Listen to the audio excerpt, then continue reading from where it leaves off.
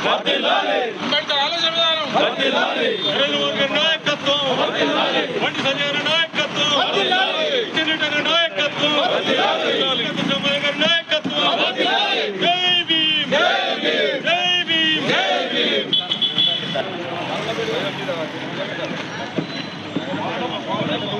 10% ఇచ్చింది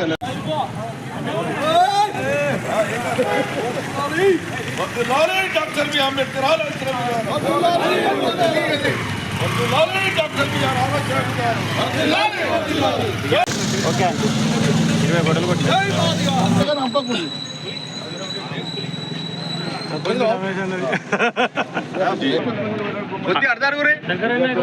కొంచెం దూరం ఫోటో దిగు మా దేవుడు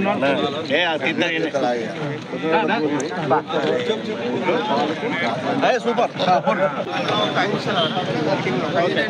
ఏడవ వచ్చిన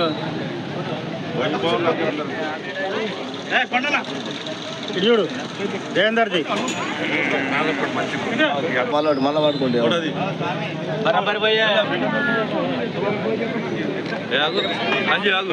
సూపర్ సూపర్ పట్టింది ఓకే నాయకత్వం బండి సంజయ్ నాయకత్వం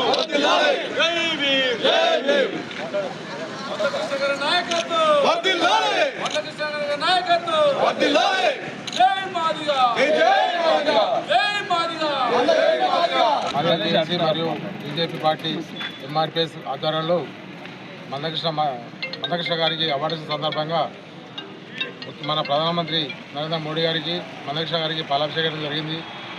మందకృష్ణ గారు 94లో ఎంఆర్పిఎస్ స్థాపించి ఎన్నో ప్రజాసేవా కార్యక్రమాలు చేసిండు, ఎన్నో పోరాటాలు చేసిండు, ఏ పదవి కూడా ఆశించలేదు. అదే గుర్తింపుగా గుర్తించి అతని సేవలను గుర్తించి గతంలో వికలాంగుల పెన్షన్లు అయితేనేమి, ఆరోగ్యశ్రీ అయితేనేమి, చిన్నపిల్లలకు ఆపరేషన్ అయితే ఫ్రీ అయ్యేందుకు ఎంతో కష్టపడి ఎంతో ప్రజాసేవ చేసింది. కాబట్టి దాన్ని గుర్తించి కేంద్ర ప్రభుత్వము అతనికి పద్మశ్రీ అవార్డు ఇచ్చేందుకు మాదిగా చేసి తరఫున మేము కృతజ్ఞతలు తెలియజేసుకుంటున్నాము. నరేంద్ర మోడీ గారు ప్రత్యేకించి ధన్యవాదాలు తెలుపుతున్నాం. నరేంద్ర మోడీ గారు మొన్న పద్మశ్రీ అవార్డు మందకృష్ణ మాదిగ గారికి ఇచ్చినందుకు మా యొక్క పొలిమేర శాఖ తరఫున ప్రత్యేక ధన్యవాదాలు.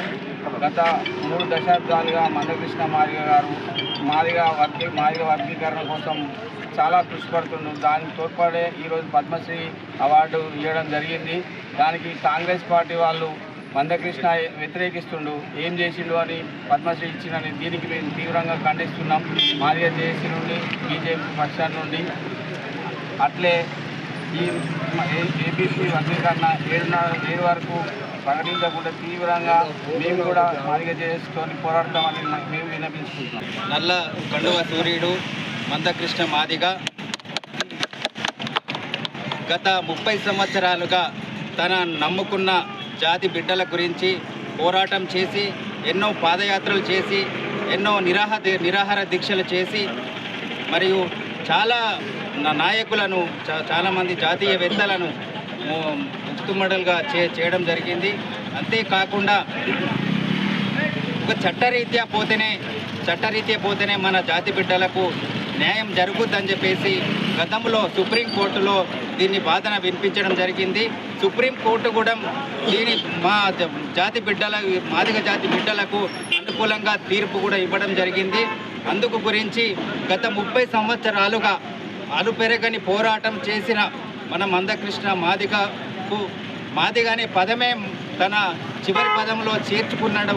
తన లక్ష్యాన్ని, తన అనుకున్న మార్గాన్ని నిర్మూలన చేసుకున్నాడు. కాబట్టి ఈరోజు తనకు పద్మశ్రీ అవార్డు రావడం జరిగింది.